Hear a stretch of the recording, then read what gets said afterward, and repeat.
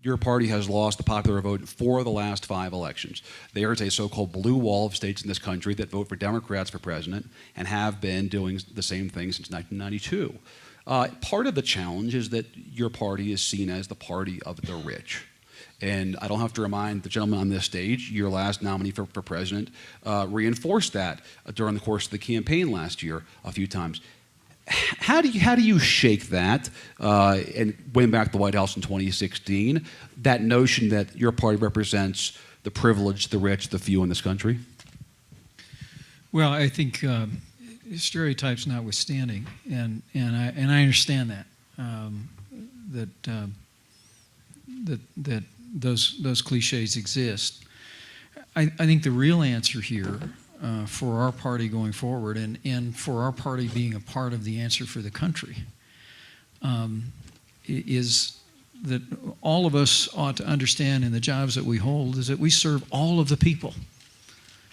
When I raised my right hand and took my oath of office in January in Indiana, I said my ambition is nothing less than to be the governor of all the people of Indiana. And what Scott Walker just said really spoke to my heart. And that is, I think that, with notable exceptions on this stage around me, that our party has been guilty in the last 20 years of simply not showing up. Showing up where? Showing up where we haven't been showing up. I mean, what does that mean? Does that mean union halls? Does that mean NAACP? What's that mean? Look, I started out in politics as a Youth Democrat Party coordinator in Columbus, Indiana in 1975. And then I heard the voice of a man who also started his career as a Democrat in Ronald Reagan, and I became a Republican. I was drawn to the Republican Party. And in fact, in the 1980s, the number of Americans who identified themselves as Republicans actually doubled, and I think that was because we talked about our ideas in that time, and particularly personified not only in the 40th president, but in people like a man who I was privileged to know, Jack Kemp.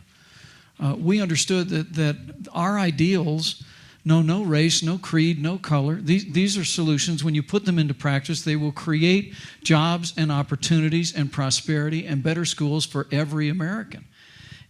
But all of it begins with what Scott Walker was saying, and that is generating leadership, like frankly you see here, that's being... He's pointing to Governor Christie. Well, it's being borne out in his election this year. Well, I want to ask about that. He's been endorsed by a very broad coalition of people in New Jersey, and I think it is born of the fact that he and the other leaders on this stage, and hopefully my aspiration in my career, is that we're showing up, we're carrying our message of optimism and opportunity to every American. That's how our party wins. More importantly, that's how America wins.